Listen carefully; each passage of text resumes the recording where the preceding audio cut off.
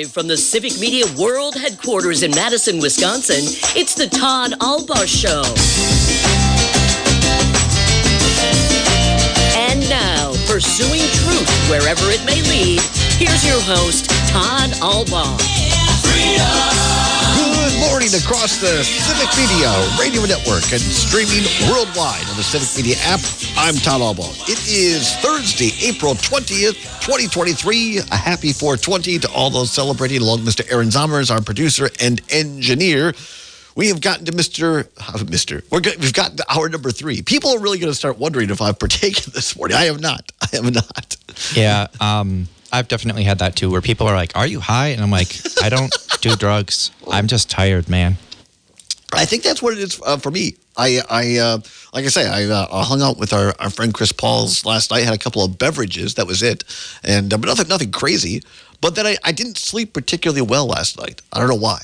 Just one of those nights I was kind of tossing and turning and too hot, too cold. So maybe it's the same thing. Just not enough sleep, not running on all cylinders. But thankfully, this hour is saved because we have our good friend, Kira Sabin, positivity psychology practitioner and life coach, and also a podcaster as well, an all-around wonderful person. Kira Sabin is joining us here at quarter after the hour for the rest of the hour. She's going to talk to us about why striving for perfection is not always a healthy thing and what we could do instead to make our lives healthier and happier. Always great to have Kira Sabin in. She will be here at quarter after the hour. Weather forecast for you across the Civic Media Network, at least for our show. This morning, starting in Richland Center, WRCE, Southwest Wisconsin, news from the center. Expect a chance of showers and thunderstorms, particularly some thunderstorms this afternoon into tonight. There is a chance that some of those storms could be severe, including some gusty winds and small hail. So be aware of that. A high today of 64 degrees, so it'll be balmy for springtime in the RC today. Then for tonight, breezy conditions continue, a low of 34. Tomorrow, sunny in the morning, breezy in the afternoon, a high of 53 tomorrow in the RC. Up in Wausau, WXCO Bull Falls Radio in central Wisconsin this morning, a flood warning is in effect for low-lying areas, particularly along the Wisconsin River this morning, in and around Wausau. So if you have property, or particularly the homeless population that may have encampments along low-lying areas, be aware of that. Check on them. But if you have a business or you live along the Wisconsin River, be aware there is a flood warning in effect for today in the Wausau area. Showers and patchy fog today, an 80% chance of showers, a high near 48. Showers and patchy fog continue tonight, a low of 34. And tomorrow for Wausau, a 30% chance of showers and a high near 47 degrees. Over in Amory, WLAK, Lake Air Radio Land in northwest Wisconsin, it is going to rain if it's not already. Rainy today, showers throughout the entire day, a high of 44 degrees. The showers will taper off tonight. It'll be breezy and cloudy, a low of 33. And then for Friday, going to have a wintry mix. Once again, scattered rain and snow, continuing on and off throughout the day, increasing as the afternoon progresses, a high near 38 degrees on Friday. It's going to continue into Friday night. Not a lot of accumulation. Maybe an inch total all day tomorrow and tomorrow night in in Amory. So not going to be like, several inches or a foot of snow, anything like that. But there will likely be some accumulation, particularly on grassy areas around Amory for tomorrow and tomorrow night. So be aware of that. It's that transitional time of year. It could be 80 one day and snow the next. We've all seen it. Here in the capital city in Madison this morning, overcast skies. Feels nice. Grass is starting to green up and seeing a tulip here and there. So things are getting better. News headlines, what you need to know on this April 20th, 2023. SpaceX launched its Starship rocket this morning. Things went well for a while, and then it disintegrated. They called it an unplanned separation. That happens. Or I believe it was a rapid, unscheduled disassembly. Oh, something like that. You have a younger and better mind than me. An unplanned separation sounds like a lot of my relationships. But anyway, that's it. Yes, I know. That's an entire another story, another show. Something else Kara can help me with off the air, probably. An unplanned separation. Yes, indeed. But no, we had great hopes for the launch of the SpaceX rocket this morning, but sadly did not work out. It basically blew up is what happened off the launch pad. But as we pointed out earlier, it's a way for them to figure out what went wrong and to try to do better next time. So hoping that NASA, that SpaceX can get it together, because this rocket was very important to developing something for the Artemis 3 stage of getting to the moon and eventually to Mars. So I admire all the space technology. I don't always understand it, but I admire it. And I respect, I think America needs a healthy space program. So we shall see as we move forward. Also this morning, making news, if you have a Facebook account and you can actually get money off the deal. And so you should call in or you should check it out online. This story about Facebook this morning. If you had an active account between May 2007 and December of 2022, you can now apply for a share of the company's $725 million settlement in a major data privacy scandal. So the form is online. I found it on CNN.com, and I pulled up the form, actually. It's not too long, and they give you a choice of how you want your money. It can be on a prepaid MasterCard, PayPal, Venmo, a direct deposit, or Zelle. And so you fill this out and you send it in. You have until August 25th. And then depending upon how many people send it in, well, if 3 million people send it in or 300 million people, you're not going to. My mind is blown, but it's my own. So deal with it. I'm feeling fine most of the time. I may be on the outside, but no one's getting in. So leave me alone. Welcome back to the Town Hall Show. It is now 10:15 on the Civic Media Radio Network. No, contrary to popular belief, neither Mr. Zommers nor I are partaking on 420. At least not yet. Sorry about what happened was Mr. Zommers was all excited about getting his Facebook refund. He was looking that up, and I was reading it, and then all of a sudden my mic went off. And I'm like, what the heck? And he's like, oh yeah, the commercial started. Yeah. Sorry. It is funny. Yeah. There's your great radio. So thankfully now this hour, we have brought in a professional who's going to lift the entire level of this program for the rest of the morning. Our positive psychology practitioner, life coach at Relationship Quotient, a podcaster, an all-around wonderful person, troop leader of love, Kira Sabin. How are you? I'm good. I was just saying I got some seasonal allergies in between the snow and hail. I still got allergies. You and me both. Welcome to Wisconsin. Right? Well, I think we're all a little like there's a little bit of a weather allergy hangover in there right now. I think it's fog, just like a brain fog and a fog outside and just kind of that kind of day. It's a 420 type of fog. Is that what it is? Okay. All right. I think. I'm not sure. I know there'll be many people partaking gummies and otherwise today. So whatever your tool of choice, we hope that all those who are celebrating do so safely and responsibly. Absolutely. And my mom listens to this podcast as well as yours. So that conversation ended there for me. So. I love you so much. This is fantastic. Well, here's what we are going to talk about today. And I think this is a great topic.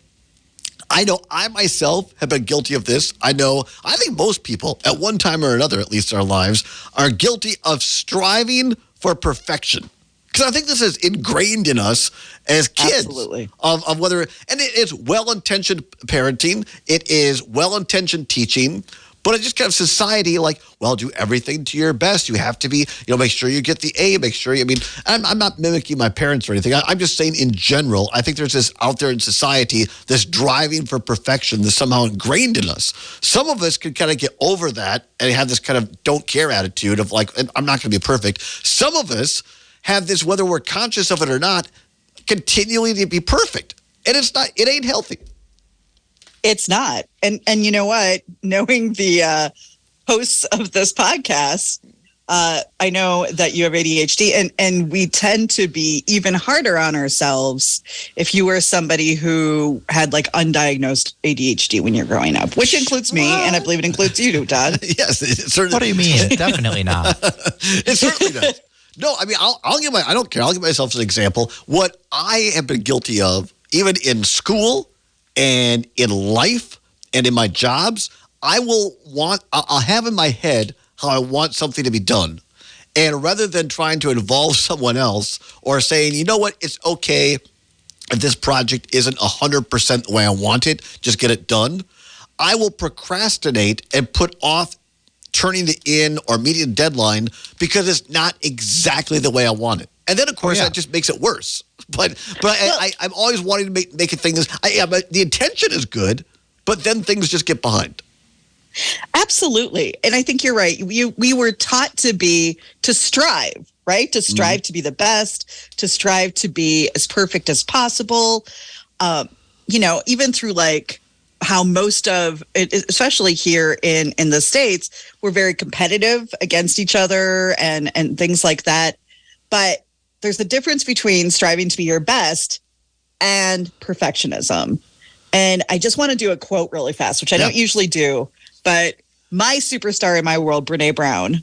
So, lots of people look up to athletes, to musicians. I love Brene Brown. And she said, we get sucked into perfectionism for one simple reason. We believe perfection will protect us. Perfectionism is the belief that if we live perfect, look perfect, and act perfect, we can minimize or avoid the pain of blame, judgment, and shame. That's good.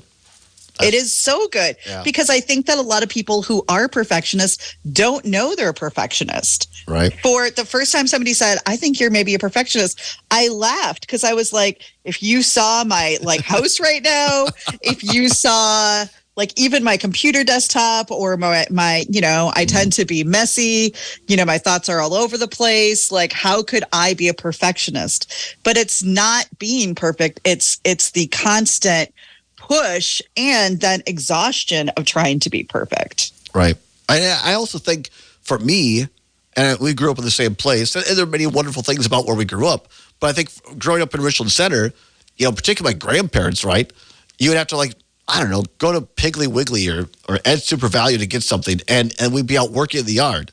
And then Grandma would say, well, I got to go in and put on different clothes. I'm not going downtown looking like this. Right? Right? I can hear Marge in my head actually saying something like that. Right. And it was just this, well, I would never show up in public looking anything but perfect. And it's like, wait a minute, you're working out in the yard. You know what I mean? And I think it's just this, again, it's kind of this facade that I always go back to. One of my favorite themes is masks. We all wear different types of masks to either hide who we really are or put on a front for other people. And I think that being perfect or this obsession with perfectionism is a type of mask. Am I right or wrong? Absolutely. Absolutely. I mean, my whole goal in my adulthood is to remove all the masks, be as real as I can, show up. But I'd love to give a few signs of perfectionism that I think people don't know about. Do you mind if I do that for a second? It's all about you, Kira. Let's go. Okay. Well, I love that. So we're on the same page. Perfect.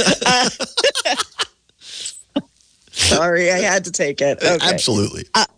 Now, I know you and I are both, Todd, because I know you well enough to know that we are both have a problem with this, which is all or nothing thinking. Yes. Or kind of that black and white thinking, which is I'm either going to be good or great at this, or I'm going to stink at it.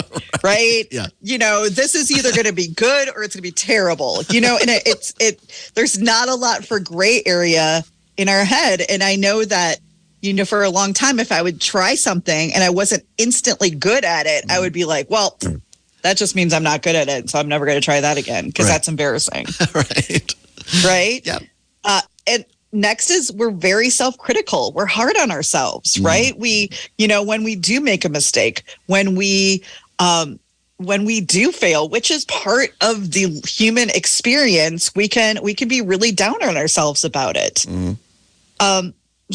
Also procrastination. Yeah. A lot of people don't know that, but that is actually a humongous sign of perfectionism because they don't want to finish or even start a task that they know they can't do perfectly. Yeah. So you just ignore it or sit on it and then just feel worse about yourself. That's me right there. I know it is. Oh, yeah. Why do you think I pitched this topic?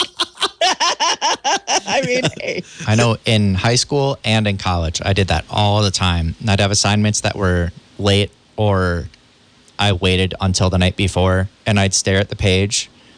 Other times I'd work on it, or work with heavy air quotes. I'd go open up my document to start writing my English paper or something, and then just find myself doing something else. You put it off because you're afraid it's not going to be perfect. Right. And you just are even afraid to start it, or you're even afraid to, if it's not going to be really good, like what's the point? We have these kind of thoughts in our head, whether we acknowledge them. And another sign that you're probably perfectionist is you shrug off compliments, right? Somebody says something nice to you, you're like, oh, whatever. I bought that at Marshall's for $4, or oh, it was no big deal, or I had this in the back of my, Right. We love to shrug off compliments. But the thing is like when we're only focused on the push or the negative, that can lead to perfectionism. Mm-hmm. Totally agree. Yeah, I'm again, yes. Mom doesn't appreciate my self-deprecating humor. Stop saying that thing. Stop saying that about yourself. Is it self-deprecating humor, Todd, or is it perfectionism? Maybe a little of both. I don't know. Maybe a little of both. There it is. Thank you. Thank you, Aaron. God, Aaron, I gotta have you for my podcast because I have to put in my own sound effects. It's very not low class. No, not at all. Now see, there you go. Now you're doing it. That's to yourself. A shout out to Jan Sabin more than anything. I know. I love Jan. That's a shout out to. I know. That's a shout out. But yeah, I have to put them in myself and find them. It's very upsetting. But first world problems. So those are, and then besides that, we talked recently about having a fixed mindset. People who are perfectionists tend to have a fixed mindset, and they're just quick to find fault of our own mistakes and a lot of times other people's mistakes. Mm-hmm. I always say that I know quickly how you feel about yourself by how you talk about other people. That's good. That's good. Thank you. I should do this for a living. You really I think I make that joke every time I'm here. But how so? So? Yeah, give us an example of that one because that one fascinates me.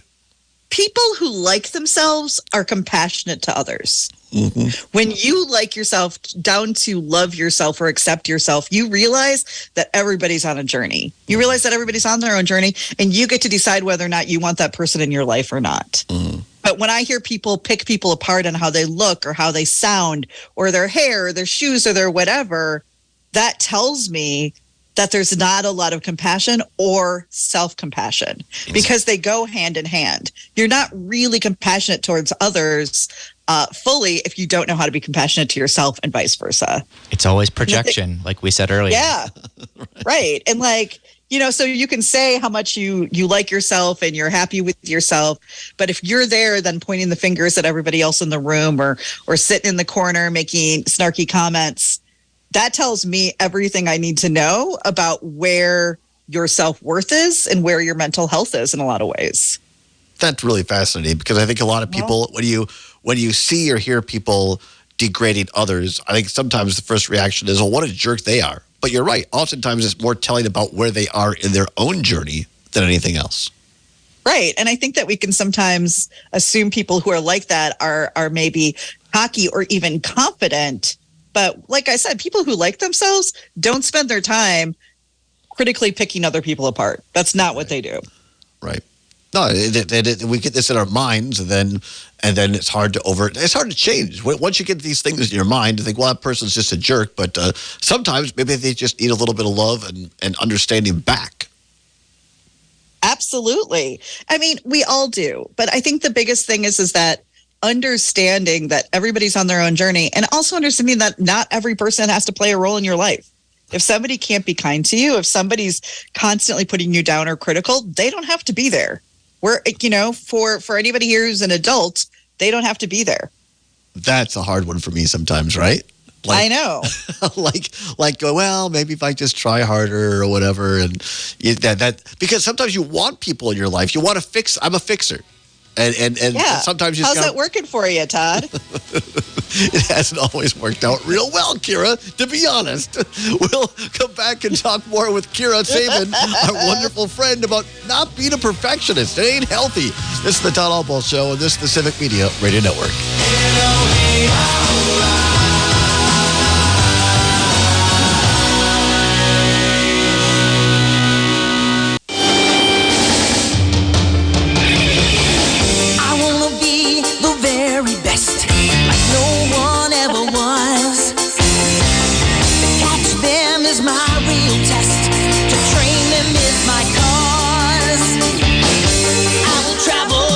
Back to the Todd Albaugh Show.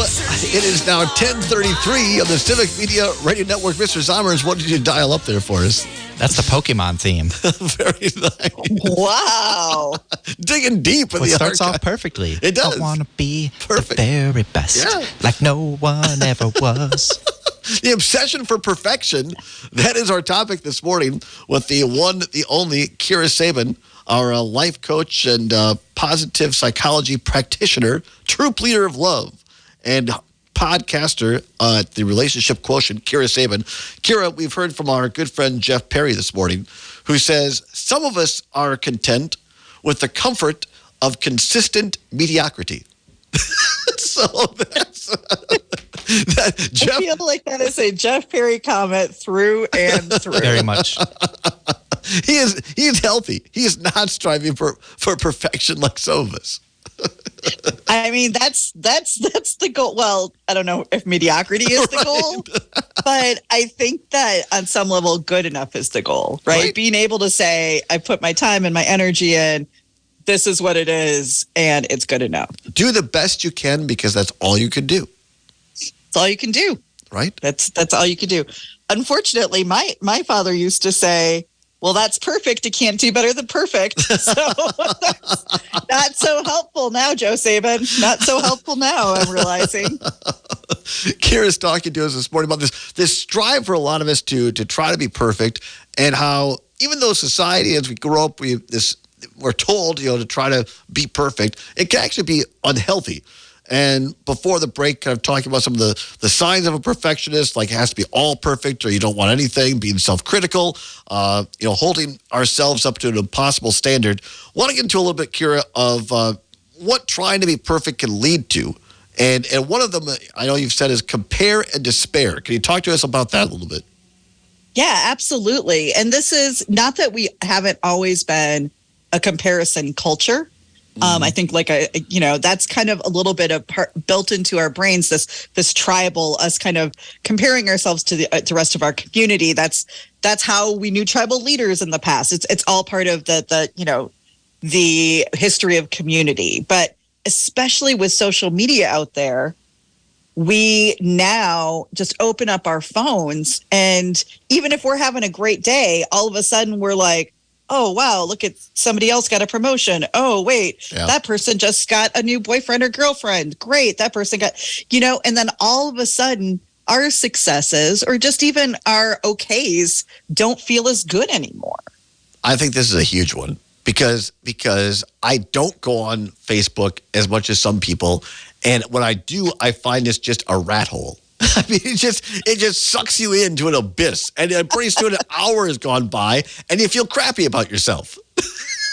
I mean, absolutely. And then what we have to remember, and I think that especially Instagram, which is my favorite, is guilty of this, is just, now people doctor up their pictures. Right. Now people, there are apps that are $2.99 that can make you look, flawless. And people start thinking, that's how people actually look. Right. So they're comparing themselves towards something that's not even real. It's fake.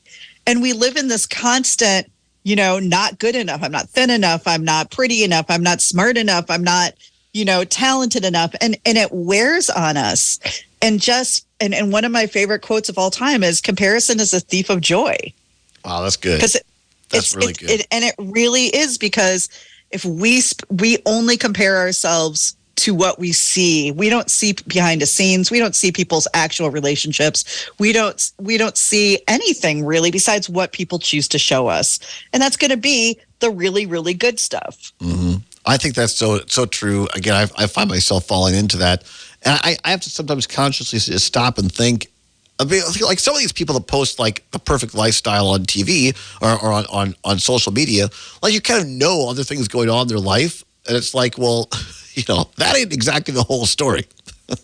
Right? Absolutely. And the fact that we kind of watch the Kardashians or whatever go through plastic surgeries and all of these different things and saying that, even though we know what they looked like in their teen years and versus what they look like now, they don't even admit they have plastic. We're kind of living in this very plastic existence where people are trying to be something that's not even realistic anymore because we're just told this is what people look like.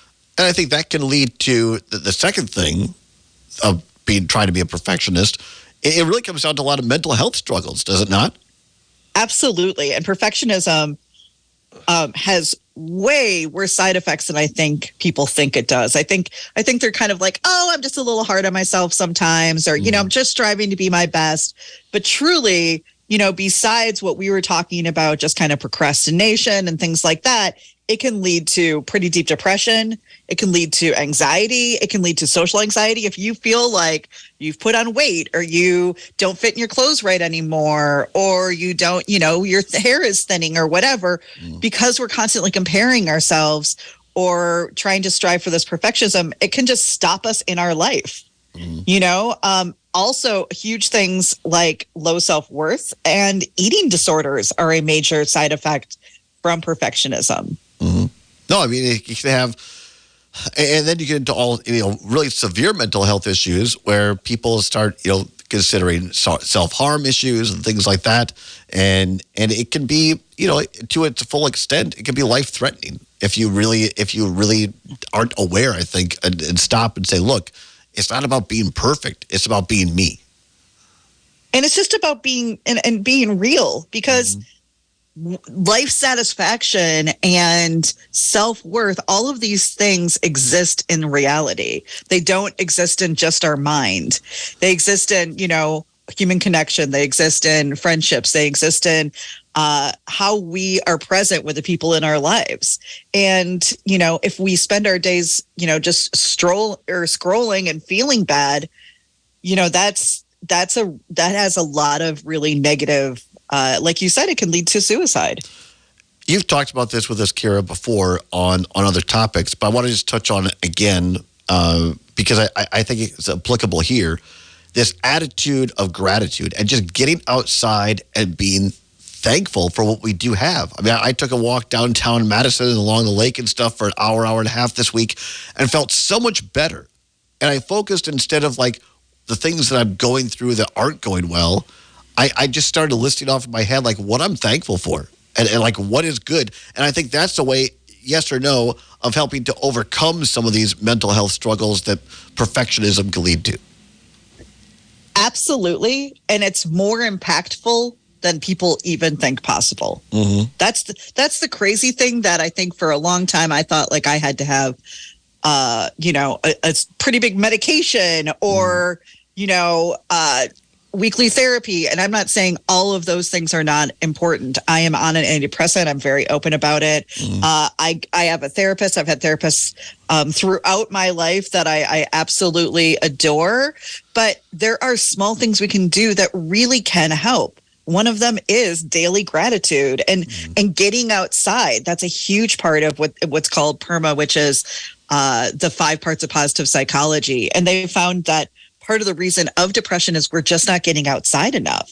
We spend a lot of, and I think where technology and COVID really have hit us is we've gotten very used to interacting through our phone, which is not true human interaction, as well as just kind of isolating a lot more and kind of living this little comfort bubble because we got used to it. A lot of us did in COVID. And so it's become even more scary to go out and more scary to meet people. So, when I talked about talk to people about dating and, getting off apps, they're like, wait, does that mean I have to talk to people in real life? I'm like, yes, it does. That's because that's where love is. That's where relationships are. Right. You can avoid it for however long you want to, but relationships aren't just in our head. And we have to remember that. So, yeah, I love that you shared that, because there are things that we can do on a daily basis that can help. It's called raising our happiness set point. And it's amazing that these small things like mindfulness and meditation and gratitude can make a difference, but they can make a difference. One of the other things that trying to be perfect can lead to is procrastination. It's a big one for me. Procrastination and decision paralysis. I know Aaron talked about it as well. This is me, Kira, to a T. If I know I can't or don't think I could do it 100% perfect, I'll just put it off. Right. So procrastination, absolutely. And lots of people, once again, think procrastination is lazy. It's not. It's fear. It's fear of failure in a lot of ways. 100%. Right? It's fear of trying and not succeeding. Sometimes it's even fear of succeeding, right? Like if we've never succeeded at something on that level, that can even be a fear. If we have a bunch of friends who aren't succeeding right now, we may hold ourselves back from succeeding because we don't want to be the odd one out. There's a lot of reasons. But I also think decision paralysis at some point, we don't know how to move forward. We don't know the job that we want. We don't know if that person is the person we want to date. We don't know. And it's because we're so scared of failing. We're so scared of making that wrong decision. I'm talking to my clients regularly and we're just making steps forward. That's it. Right? Some of them are going to be forward. Sometimes they might end up going back, just like Paula Abdul and said. Paula Abdul. I love it. It just came up in my head and I grabbed it because that's the way it is in there. But, we're going to make bad decisions sometimes. Sometimes we have to make bad decisions to know what the good decisions are. But when we're so scared to ever make mistakes because maybe we had a parent who was really hard on us, or a grandparent or a coach or a teacher or something, it can get really, really hard in our head to even want to try things once again. But happiness is actually participating in life, being present, doing things, trying things. That's where happiness actually is. And relationships are, and all the good things in life. And sometimes they don't always work out. I know I get things in my head that, well, if it doesn't work out, it means I failed. It means it was all on me. And again, I think that holds me back and probably others from whether it's relationships or whether it's, trying new things or just getting things done. It's this fear of, again, the root fear. It's probably, you want to be a perfectionist.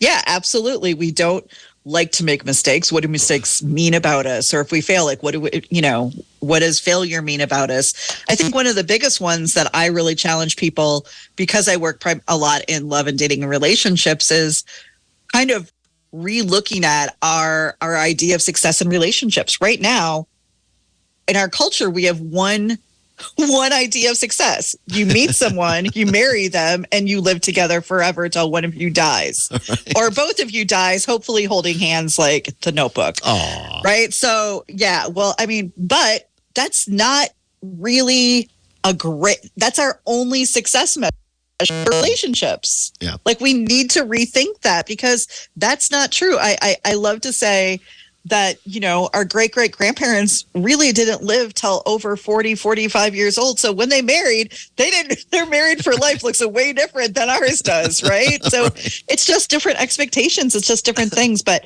I think that as soon as we can, instead look at, as long as I showed up, I tried my best, I loved to the best that I could, that's a successul relationship. Yeah. And instead of just if something lasted for not as long as we wanted to, we do have to look at, success can look a lot of different ways. You touched on this earlier, but, one of the things you have listed is we stop trying new things because of fear of failure. Yeah, absolutely. We get stuck. We get stuck in our lives, right? We sometimes get just automatic where, we don't even notice we're driving to work or home. All of a sudden we're like, oh, I just pulled in. How did that happen? We kind of go into this automatic mode where nothing is too hard and nothing's, and nothing doesn't feel, that bad, but usually then nothing feels that good. When we get... Go ahead. Go ahead. No, I do this way too frequently. I'll be driving somewhere, like to the grocery store, to pick something up, and then I'll realize, like a block past it, oh crap, I forgot to turn because I'm thinking about other stuff. My brain's always on, instead of focusing on the task at hand. The task at hand is talking to Kira Sabin.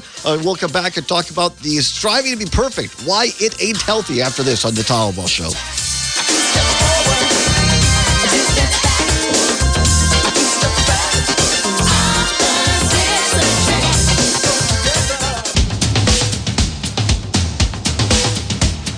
Welcome back to the Todd Ball Show. It is now 10:50. That is 10 minutes before the hour of 11 o'clock on the Civic Media Radio Network. Coming up at the top of the hour, 11 o'clock, it is the one, the only Kristen Bry, along with Jay Matnair, and As Goes Wisconsin for you from 11 until 2. At 2 o'clock on WXCO, Bull Falls Radio in Wausau, it is Chad Holmes, the great Chad Holmes Show. For the rest of the network at 2, it is Dueling Tangents with Luke and Brian.